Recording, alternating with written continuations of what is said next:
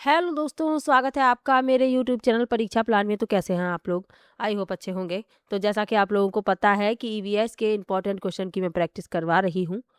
तो ये आज प्रैक्टिस का 5वां वीडियो है। 4 वीडियो इसके पहले आ चुके हैं। यदि आपने नहीं देखे हैं तो एक बार समय निकाल कर जरूर देख लीजिए। इसके अलावा ईवीएस को एनसीईआरटी से नोट्स बनाकर मैं पढ़ा चुकी हूँ। कुल 20 क्लास हैं और क्लास 3, क्लास 4, क्लास 5 के नोट्स बनाकर मैंने पढ़ाया है और जल्द ही नोट्स आपको टेलीग्राम पर मिल जाएगा। चलिए आज के वीडियो को शुरू करते हैं। वीडियो देखने के बाद यदि आपको अच्छा लगे, हेल्पफुल लगे तो वीडियो को लाइक और शेयर कीजिएगा और यदि आप चैनल पर नए हैं तो चैनल को सब्सक्राइब कर लीजिए। तो चलिए शुरू करते हैं। पहला प्रश्न दिया गया है, भारत में बिहार के सापेक्ष जम्मू कश्मीर और गोवा की स्थिति क्या है? पहला है पूर्व पश्चिम, दूसरा है पश्चिम और पूर्व, तीसरा है उत्तर पश्चिम और दक्षिण पश्चिम और चौथा है दक्षिण पश्चिम और उत्तर पूर्व। तो आज मैं मैप खुद लेकर आई हूँ। ये रहा बिहार। बिहार के सापेक्ष जम्मू कश्मीर यानी ऊपर की तरफ ये, और गोवा की स्थिति बतानी है। ये रहा गोवा। तो जम्मू कश्मीर जो है ये उत्तर पश्चिम में है। ये पूर्व होता है, ये पश्चिम होता है, ऊपर उत्तर होता है और नीचे होता है दक्षिण। तो ये वाली जो दिशा है बिहार से के सापेक्ष जम्मू कश्मीर की वो जो दिशा है वो उत्तर पश्चिम है, थोड़ा सा तिरछा है। और इसी तरीके से गोवा की जो स्थिति है वह दक्षिण पश्चिम है। तो आपका जो उत्तर हुआ, मैप रखिएगा जरूर अपने पास। तो आपका जो उत्तर हुआ उत्तर पश्चिम और दक्षिण पश्चिम, तीसरा विकल्प इसमें आपका उत्तर हो जाएगा। आप मैप अपने पास रखेंगे तो एग्जाम में आपको बिल्कुल भी परेशानी नहीं होगी। अभी आप बार बार उससे प्रैक्टिस करेंगे तो आपको दिमाग में ये जो सभी राज्य हैं उनकी स्थिति स्पष्ट हो जाएगी। फिर आपको एग्जाम में कोई समस्या नहीं होगी। चलिए आगे बढ़ते हैं। वाष्पीकरण की प्रक्रिया निम्नलिखित में से किस स्थिति में सबसे धीमी होगी? पहला है सतह क्षेत्र और तापमान दोनों में वृद्धि, दूसरा है सतह क्षेत्र बढ़ता है लेकिन तापमान घटता है, तीसरा है सतह क्षेत्र घटता है लेकिन तापमान बढ़ता है, और चौथा है सतह क्षेत्र और तापमान दोनों में कमी। तो वाष्पीकरण की जो प्रक्रिया है, सबसे पहले वाष्पीकरण क्या है? वाष्पीकरण जो है तरल को गैस में बदलने की प्रक्रिया को संदर्भित करता है। वाष्पीकरण सीधे सतह क्षेत्र और तापमान के लिए आनुपातिक है। उच्च सतह क्षेत्र और उच्च तापमान वाष्पीकरण की उच्च सतह क्षेत्र और उच्च तापमान पर वाष्पीकरण की दर अधिक होती है। और धीमी कब होगी? जब सतह क्षेत्र और तापमान दोनों में कमी आएगी तो वाष्पीकरण की प्रक्रिया भी कैसी हो जाएगी? धीमी। चौथा विकल्प उत्तर है। चलिए आगे बढ़ते हैं। स्थानों, दूरियों और दिशाओं की सापेक्ष स्थिति को समझने की क्षमता है। पहला है दिशात्मक कौशल, दूसरा है चित्रण कौशल यानी मानचित्रण कौशल, यहाँ मानचित्रण होना चाहिए, मानचित्रण कौशल। तीसरा है स्थिति कौशल और चौथा है ग्राफिक कौशल। तो स्थानों, दूरियों और दिशाओं की सापेक्ष स्थिति को समझने की जो क्षमता है वह मानचित्रण कौशल कहलाती है, मैपिंग स्किल। एक बात ध्यान दीजिएगा, जब भी आपको एग्जाम में हिंदी समझ में ना आए, जो स्पष्ट हिंदी लिखी होती है, शुद्ध हिंदी, कभी कभी होता है कि वो उस हिंदी को हम नहीं समझ पाते लेकिन इंग्लिश समझ में आ जाती है, तो आप इंग्लिश जरूर पढ़िएगा। इसीलिए मैं हिंदी इंग्लिश दोनों में क्वेश्चन लेकर आती हूँ ताकि आप लोगों को कोई परेशानी ना हो। अगला प्रश्न है, किसी राष्ट्रीय पाठ्यचर्या फ्रेमवर्क ने प्राथमिक स्तर पर एक एकीकृत पाठ्यचर्या क्षेत्र के रूप में पढ़ाई जाने के लिए पर्यावरण अध्ययन की सिफारिश की। किसने सिफारिश की? किस राष्ट्रीय पाठ्यचर्या फ्रेमवर्क की बात हो रही है? यानी एनसीएफ की। पहला विकल्प है एनसीएफ 2005, दूसरा है एनसीएफ 1988, तीसरा है एनसीएफ 2000 और चौथा है एनसीएफ 1975। तो एनसीईआरटी ने 4 एनसीएफ प्रकाशित किए। एनसीएफ 1975, फिर एनसीएफ 1988, फिर एनसीएफ 2000 और फिर एनसीएफ 2005। अब पूछा गया है कि किसने सिफारिश की थी प्राथमिक स्तर पर एकीकृत पाठ्यचर्या क्षेत्र के रूप में पढ़ाए जाने के लिए पर्यावरण अध्ययन की। तो ये सिफारिश की थी एनसीएफ 2000 ने। एनसीएफ 2000 ने सिफारिश की थी कि पर्यावरण अध्ययन को विज्ञान और सामाजिक अध्ययन के लिए समर्पित 2 अलग अलग भागों के बजाय पूरे प्राथमिक चरण के लिए एक एकीकृत पाठ्यक्रम के रूप में पढ़ाया जाए। तो इसमें जो आपका उत्तर होगा वह तीसरा विकल्प हो जाएगा, एनसीएफ 2000। चलिए आगे बढ़ेंगे, अगले प्रश्न पर चलते हैं। भारत में किस क्षेत्र में स्थानांतरित खेती की जाती है? पहला है उत्तर पूर्वी क्षेत्र, दूसरा है दक्षिणी क्षेत्र, तीसरा है उत्तर पश्चिमी क्षेत्र और चौथा है दक्षिण पूर्वी क्षेत्र। तो इस स्थानांतरित कृषि को झूम खेती भी कहते हैं, कर्तन और दहन कृषि भी कहते हैं। डिटेल में आपको पढ़ाया भी है। तो स्थानांतरित खेती की जाती है उत्तर पूर्वी क्षेत्र में। पहला विकल्प इसमें आपका उत्तर हो जाएगा। इसमें कौन कौन से राज्य शामिल हैं, जैसे असम है, मणिपुर है, मिजोरम है, नागालैंड है, ये शामिल हैं। इसमें ये खेती की जाती है। चलिए आगे बढ़ते हैं। नदी बांधों से उत्पन्न जल विद्युत के लिए निम्नलिखित में से कौन सा कथन सत्य नहीं है।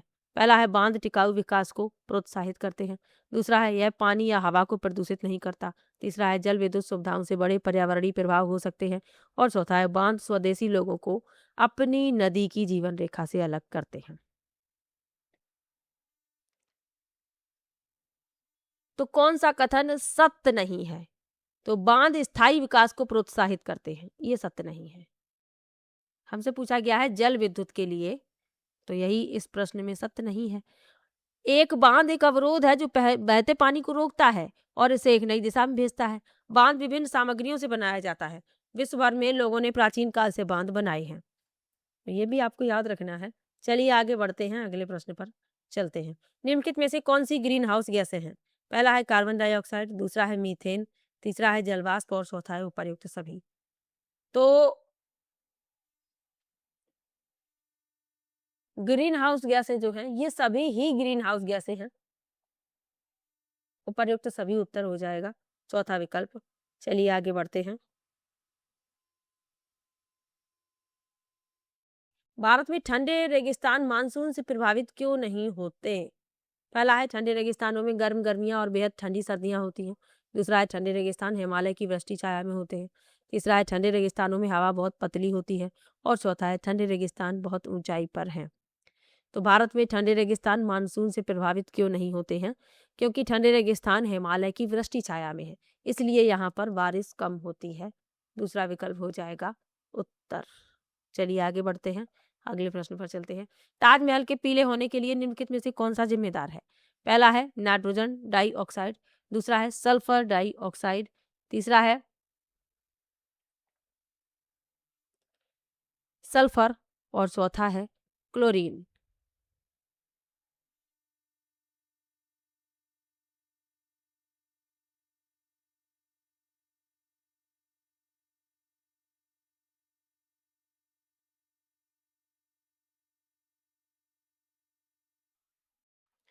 तो ताजमहल के पीले होने के लिए जिम्मेदार है सल्फर डाइऑक्साइड। दूसरा विकल्प उत्तर हो जाएगा।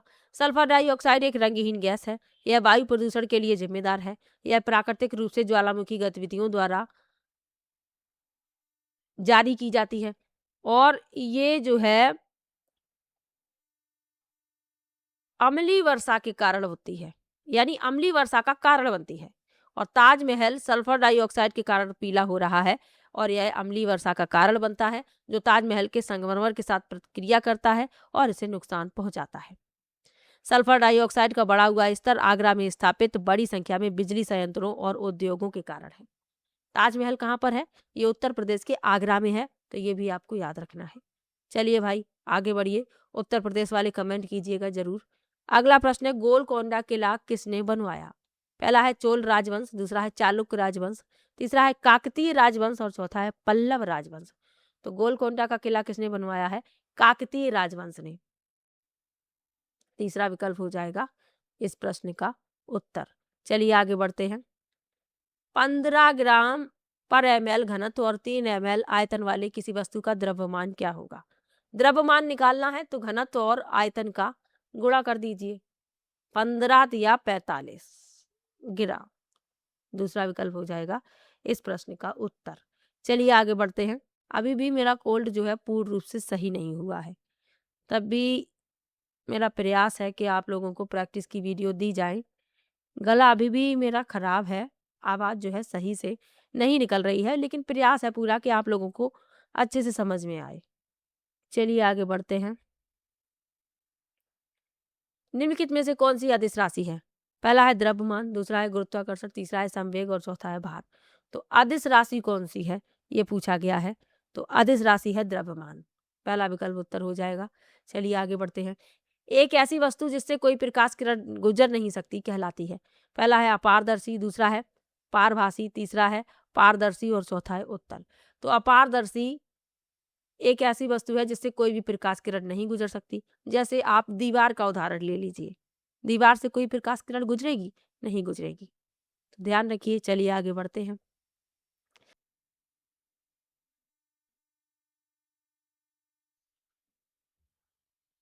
पृथ्वी की सतह पर किसी वस्तु का भार क्या होगा जिसका द्रव्यमान चंद्रमा की सतह पर 10 किलोग्राम है? तो पृथ्वी की सतह पर किसी वस्तु का भार पूछा गया है और द्रव्यमान चंद्रमा की सतह का दिया गया है 10 किलोग्राम। तो भार क्या होगा? भार बराबर द्रव्यमान गुणा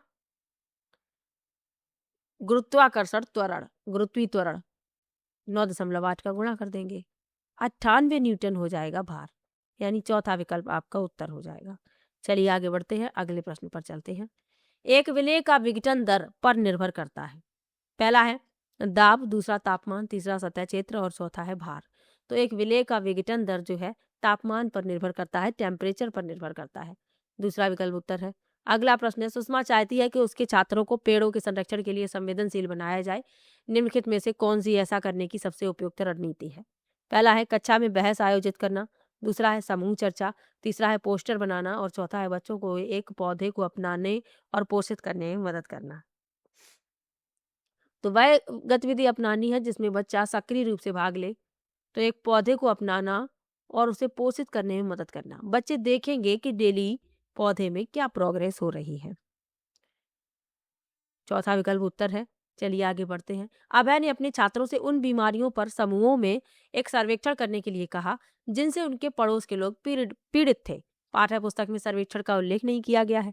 इस शिक्षण अधिगम की रणनीति के लिए कौन सा विकल्प प्रासंगिक नहीं है? नहीं का विशेष रूप से आपको ध्यान रखना है। पहला है इसने समुदाय के साथ बातचीत करने का अवसर प्रदान किया। इससे बच्चों को वास्तविक जीवन के साथ सीखने में मदद मिली। तीसरा है इसने बच्चों को डेटा हैंडलिंग समझने और एक साथ काम करने में सक्षम बनाया। और चौथा है इससे समुदाय को उन बीमारियों को समझने में मदद मिली जिनसे वे पीड़ित थे। तो बाकी तीनों तो सही हैं, लेकिन उन बीमारियों को समझने में मदद नहीं मिली जिनसे वे पीड़ित थे। तो यही आप प्रासंगिक है, यही हो जाएगा इस प्रश्न का उत्तर।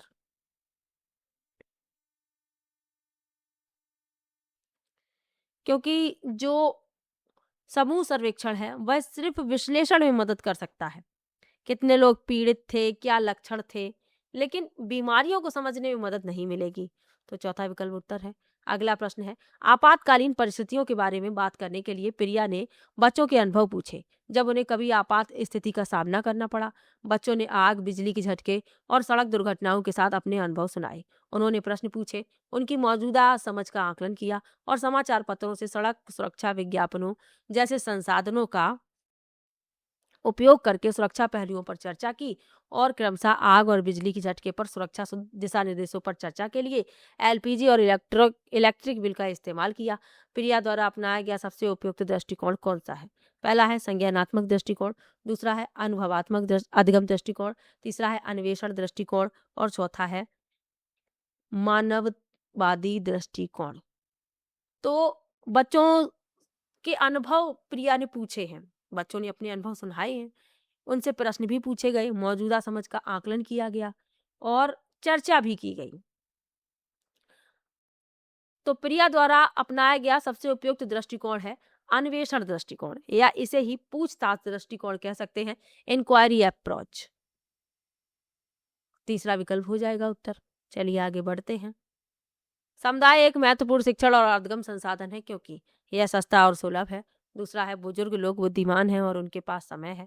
तीसरा है यह वास्तविक परिस्थिति में सीखने का अवसर प्रदान करता है और चौथा है कोई भी समुदाय में उपलब्ध समस्त ज्ञान को बिना आलोचना के स्वीकार कर सकता है।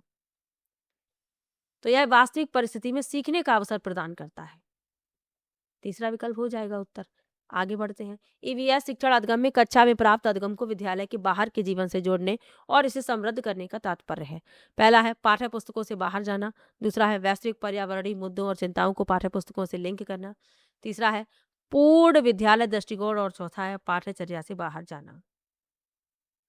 तो ईवीएस शिक्षण अधिगम में कक्षा में प्राप्त अधिगम को विद्यालय के बाहर के जीवन से जोड़ने और इसे समृद्ध करने का तात्पर्य है पाठ्य पुस्तकों से परे जाना, यानी पाठ्य पुस्तकों से बाहर जाना। पहला विकल्प उत्तर है। अगला प्रश्न है, कक्षा 3 के छात्रों को रमा ने सिखाया कि पिता, माँ और उनके बच्चे एकल परिवार का गठन करते हैं, और यदि दादा दादी एवं अन्य रिश्तेदार साथ रहते हैं तो यह एक विस्तारित परिवार है। आप इसके बारे में क्या सोचते हैं? पहला है, परिवार की परिभाषा गलत है। दूसरा है, रमा अपने छात्रों के प्रति असंवेदनशील है। तीसरा है, शिक्षण अधिगम दृष्टिकोण समावेशी नहीं है। और चौथा है, परिवार की अवधारणा को इसी तरह सिखाया जाना चाहिए।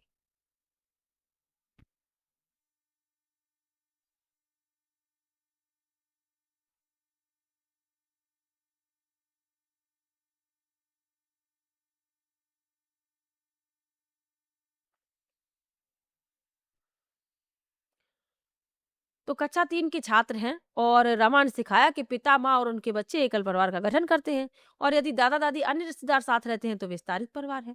तो शिक्षण अधिगम जो दृष्टिकोण है वह समावेशी नहीं है, यानी सभी को शामिल नहीं कर रहा है। तीसरा विकल्प उत्तर हो जाएगा। अगला प्रश्न है, निम्नलिखित में से कौन सी ईवीएस कक्षा में गतिविधि है या गतिविधियां हैं? पहला है चित्र पढ़ना, दूसरा है फील्ड भ्रमण, तीसरा है श्याम पथ का उपयोग, और चौथा है उपर्युक्त सभी। तो ये सभी ईवीएस की गतिविधियां हैं। चौथा विकल्प हो जाएगा उत्तर। अगला प्रश्न पढ़ते हैं, पर्यावरण अध्ययन पाठ्यक्रम बच्चों की समग्र शिक्षा का कारण बन सकता है यदि यह है? पहला है एकीकृत, दूसरा है समावेशी, तीसरा है विषयगत, और चौथा है उपर्युक्त सभी। तो उपर्युक्त सभी इसमें उत्तर हो जाएगा। यदि ये एकीकृत भी है, समावेशी भी है, विषयगत भी है, तो उपर्युक्त सभी उत्तर है। चलिए आगे बढ़ते हैं। ईवीएस पाठ्य पुस्तकों में सपेरों पर एक अध्याय है। इसका उद्देश्य बच्चों को जागरूक करना और संवेदनशील बनाना है कि यह एक अवैध कार्य है। दूसरा है सपेरों के लिए, क्योंकि बच्चे इन दिनों अक्सर उन्हें नहीं देखते। तीसरा है कि सपेरे सांपों को नुकसान नहीं पहुंचाएं और उन्हें अपनी आजीविका से वंचित करने से पहले विकल्पों को प्रदान करने की आवश्यकता है। और चौथा है कि पशुपालन आजीविका का अच्छा स्रोत है। तो सपेरों के बारे में मैंने भी आपको पढ़ाया है। जो सपेरे होते हैं कालबेलिया जिन्हें कहते हैं, तो ये लोग सांपों को अपनी पूंजी मानते हैं। ये अपनी बेटियों को विवाह में तोहफे के रूप में सांपों को देते हैं। ये उन्हें नुकसान नहीं पहुंचाते, बल्कि ये सांप जो है उनकी आजीविका का साधन है। तो संवेदनशील, इसका उद्देश्य जो है बच्चों को जागरूक करना और संवेदनशील बनाना कि सपेरे सांपों को नुकसान नहीं पहुंचाएं और उन्हें अपनी आजीविका से वंचित करने से पहले विकल्पों को प्रदान करने की आवश्यकता है। यानी अब जो है रोक लगा दी गई है कि कोई इन जंगली जो पशु हैं उनको पाल नहीं सकता, उनको नुकसान नहीं पहुंचा सकता। अब इनकी आजीविका का साधन ही वही थे, तो इनके लिए अन्य विकल्प उपलब्ध कराए जाए। तीसरा विकल्प इसमें आपका उत्तर हो जाएगा। चलिए आगे बढ़ते हैं। विद्यालय में मिड डे मील के समय कौन सा सबसे प्रासंगिक है? पहला है शिक्षण अधिगम के साथ इसका कोई लेना देना नहीं है। दूसरा है यह ईवीएस शिक्षण अधिगम के लिए एक अच्छा शिक्षण अधिगम का अवसर है। तीसरा है यह उन बच्चों के लिए है जो विद्यालय में खाली पेट आते हैं। और चौथा है यह शिक्षण अधिगम के बहुत ही मूल्यवान समय को बर्बाद करता है। तो शिक्षण अधिगम के साथ इसका कोई लेना देना नहीं है और ये समय को बर्बाद करता है। ये दो विकल्प तो कट गए। यह उन बच्चों के लिए है जो विद्यालय में खाली पेट आते हैं, ये भी कट गया। दूसरा विकल्प उत्तर है यह ईवीएस शिक्षण अधिगम के लिए अच्छा शिक्षण अधिगम का अवसर है। दूसरा विकल्प हो जाएगा उत्तर। चलिए आगे बढ़ते हैं। पर्यावरण अध्ययन के संदर्भ में बोझ के बिना सीखना क्या क्या बताता है? पहला है स्कूल बैग का कम वजन। दूसरा है ईवीएस पाठ्य पुस्तकों में अध्यायों की कम संख्या। तीसरा है अबोध का भार कम करने की जरूरत। और चौथा है ईवीएस पाठ्यक्रम को आधा करने की जरूरत। तो जो अबोध बालक है, यानी जो अबोध बालक है उसके भार को कम करना, यानी अनावश्यक भार जो है उसे कम करना। तीसरा विकल्प हो जाएगा उत्तर। अगला प्रश्न देखते हैं। ईवीएस कक्षा में समूह में सीखने का क्या उद्देश्य है? पहला है लड़के और लड़कियां अलग अलग सीख सकते हैं। दूसरा है कम और उच्च प्रदर्शन करने वाले छात्रों को अलग करना और उपचारात्मक शिक्षण देना। तीसरा है सहयोग के मूल्यों को लागू करने और एक साथ काम करने के लिए प्रत्येक बच्चे को सक्रिय रूप से भाग लेने और सीखने में सक्षम बनाना। और चौथा है छात्रों को आसानी से प्रबंधित करना और वर्कलोड को कम करना। तो सहयोग के मूल्यों को लागू करने और एक साथ काम करने के लिए प्रत्येक बच्चे को सक्रिय रूप से भाग लेने और सीखने में सक्षम बनाना। तीसरा विकल्प उत्तर है। आगे बढ़ते हैं। बाला का पूर्ण रूप क्या है? पहला है मस्तिष्क सहायता प्राप्त अधिगम असाइनमेंट। दूसरा है अधिगम सहायक के रूप में ब्रेल। तीसरा है अधिगम सहायक के रूप में बिल्डिंग। और चौथा है ब्रेल सहायता अधिगम आकलन। तो बाला का रूप हमें इंग्लिश में ही बताना है, हिंदी से कोई मतलब नहीं है। तो बाला का पूर्ण रूप क्या है? Building as learning aid, building as learning aid, यानी अधिगम सहायक के रूप में बिल्डिंग। तीसरा विकल्प हो जाएगा इस प्रश्न का उत्तर। चलिए आगे बढ़ते हैं। वैकल्पिक ढांचे का क्या अर्थ है? पहला है विभिन्न भौतिक घटनाओं का पाठ्य पुस्तक स्पष्टीकरण। दूसरा है विचार जो अवधारणाओं के औपचारिक रूप से स्वीकृत स्पष्टीकरण से अलग है।